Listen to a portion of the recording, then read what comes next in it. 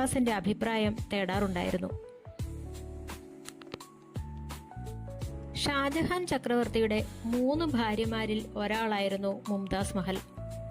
ചക്രവർത്തിയുടെ ഭാര്യമാരിൽ അദ്ദേഹത്തിന് ഏറ്റവും പ്രിയപ്പെട്ട മുംതാസ് മഹൽ തന്റെ 13ാമത്തെ പ്രസവത്തോടു കൂടിയാണ് 1631 മരണപ്പെടുന്നത്. തുടർന്ന് 1632 ചക്രവർത്തി തന്റെ പ്രിയ പത്നിയോടുള്ള അടങ്ങാത്ത പ്രണയത്തിന്റെ സ്മാരകമായി താജ്മഹലിന്റെ നിർമ്മാണം ആരംഭിച്ചു. പ്രേമത്തിന്റെ പ്രതീകമായി കണക്കാക്കപ്പെടുന്ന ഈ സ്മാരകം ലോകം മുഴുവനുമുള്ള ആസ്വാദകരെ ആകർഷിച്ചുകൊണ്ടിരിക്കുന്നു.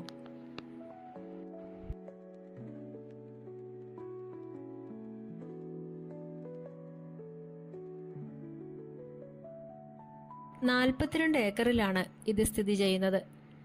താജ്മഹലിന്റെ നിർമ്മാണം ഏകദേശം 22 വർഷം കൊണ്ടാണ് പൂർത്തിയാകുന്നത്. 1653 ഇതിന്റെ പ്രധാന ഘടകങ്ങൾ പൂർത്തിയായി. ലോകത്തിന്റെ വിവിധ ഭാഗങ്ങളിൽ നിന്നുള്ള കലാകാരന്മാരും കൂലിപ്പണിക്കാരും ചേർന്നാണ് ഇതിന്റെ നിർമ്മാണം നടന്നത്. താജ്മഹലിന്റെ ആകൃതി മുഗൾ വാസ്തുവിദ്യയുടെ ഉത്തമ ഉദാഹരണമായി കണക്കാക്കപ്പെടുന്നു. പൂർണ്ണമായും വെണ്ണക്കല്ലിൽ നിർമ്മിച്ച ഈ സ്മാരകം മുഗൾ വാസ്തുവിദ്യയുടെ ഏറ്റവും മികച്ച ഉദാഹരണമാണ്.